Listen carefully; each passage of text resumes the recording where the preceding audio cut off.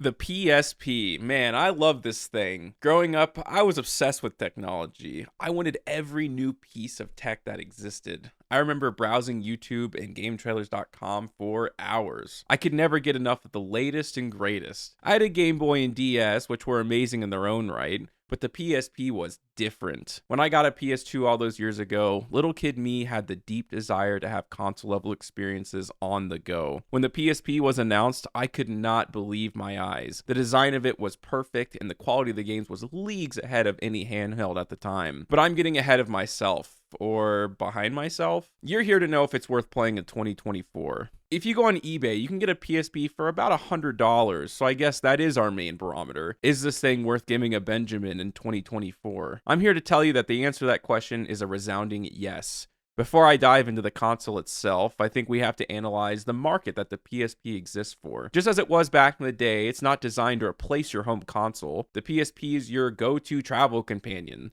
something that you can bust down on road trips, or when you have a 30-minute break at work. The modern solution is to tap into your home console and stream the game right to your phone, which is an incredible piece of technology. Unfortunately, the reality of this technology is that it depends on high-quality Wi-Fi connections to really be worth playing. I would consider myself to have the average man's Wi-Fi. Nothing special, but certainly not bottom of the barrel either. When I tried playing at my house, it was too choppy and constantly cut in and out. I also tried using it at work, but my work internet has firewalls preventing me from connecting to my home console. Even if the average person didn't have this issue at work, I can't imagine the Wi-Fi at their job would be good enough to warrant anything consistently fun. Of course, this isn't the only option, although the handheld gaming industry kind of died after the Nintendo Switch. Speaking of, let's talk about this thing. I think this is the greatest handheld gaming device ever made. You can go get one of these for around $200 to $300, depending on where you look. If I speak so highly of it, you may ask, well, why don't you just get a Switch? What's the point? This thing just isn't perfect. The biggest problem being that you are at the mercy of Nintendo pricing.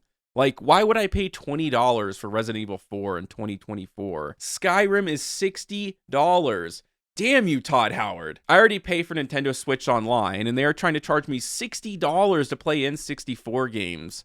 The ceiling of the Switch is so much higher than the PSP for obvious reasons, but the overall experience feels so taxing. It's basically full of vicious microtransactions that unlock the parts of the console that make it good. Before we dive into the PSP, I want to talk more about one competitor in the same market, and that's the Steam Deck. You can grab one of these for around $300, depending on where you look, so I definitely consider it to be in the same category as the PSP. After all, the Steam Deck can very easily emulate PSP games and so much more. I guess there's no argument against this point other than something about emulators that feel so heartless. I don't feel the same amount of joy when I play them this way. Also, I don't know if it's just me, but I run into problems running these things all the time. I've had times where they glitch out or my controller doesn't work out of nowhere. These really sour what short moments I get to enjoy these video games. So that brings me to the man of the hour, the PlayStation Portable. Growing up, I had the original 1000 model, and I loved everything about it. I had a solid library from sports titles to Star Wars Battlefront, but this is not the model I use today. Now I use the PSP Go. I picked this thing up during the pandemic on OfferUp. Back in the pandemic, I got really into retro video game collecting and got this for a ridiculously cheap price. The guy who sold it to me couldn't even understand why I wanted the thing. After I purchased it, I kind of shelved it for a while until recently. I got really interested in using this thing to its full potential. I was really disappointed to find out it basically cannot connect to modern Wi-Fi,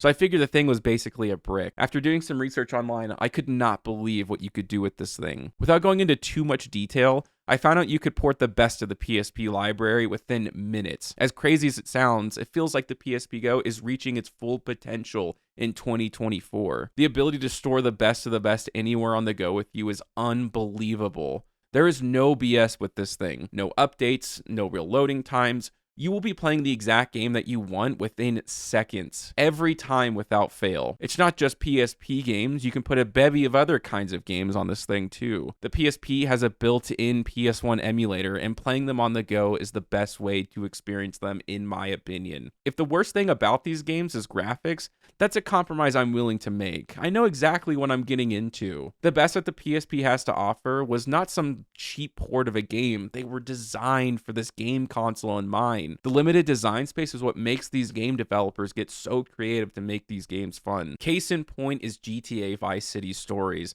This game is literally Vice City and San Andreas mashed together in a PSP. Even in 2024, playing this has been more fun than I could have ever imagined. Before I end this video, I do want to take a second to talk about one last important factor. The PSP itself. The design of the original and the PSP Go are peak. I want to highlight the PSP Go in this video. The sliding mechanism on this thing is so satisfying. The console fits perfectly in my hands, and it's legitimately the most comfortable feeling handheld to date for me. It's proof that you don't need a massive screen to deliver a great experience. The L and R button are naturally a little scrunched, but that is something to get used to after playing for a while. So what's my conclusion? I think that if you're like me, just a dude who doesn't have a lot of time to play video games, but you still want to play something fun from time to time, I can't think of a better buy. This thing is as consistent as it gets and truly is $100 for a full experience, unlike other handhelds in the same market. If you have never owned a PSP, now is the perfect time to do it. So what do you guys think? Do you agree with my analysis? Would you like to see me do a retrospective on the PSP itself? Let me know in the comment section down below,